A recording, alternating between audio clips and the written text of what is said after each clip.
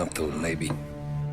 But then, Prohibition ended, and the bootlegging business got knocked on its ass. Oh, that fighting over booze meant next to nothing. It took us a few years to recover. But when we did bounce back, boy, it was something. We took what dough we had from the moonshine and Canadian whiskey and invested it into new records. Some of them even legal. Construction, restaurants, trucking, gambling. We branched out into everything, except peddling dope. By 35, things were looking up. We had good money rolling in on the regular. I had a wife and daughter. Sam was running a club for the Don. Even Paulie had a few records of his own. He wasn't exactly happy, but what do you call it then? Content. Yeah, that was it.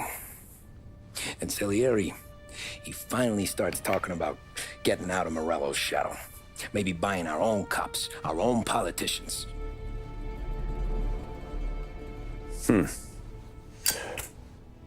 That's interesting.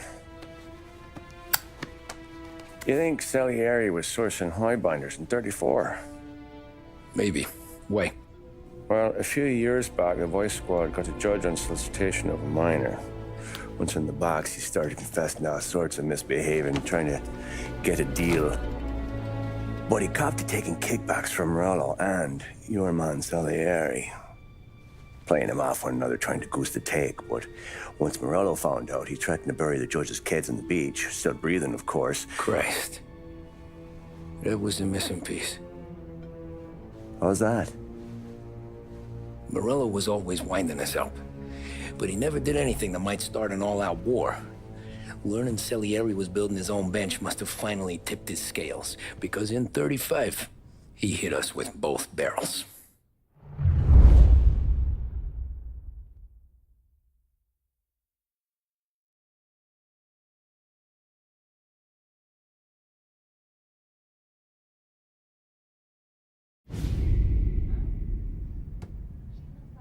With his face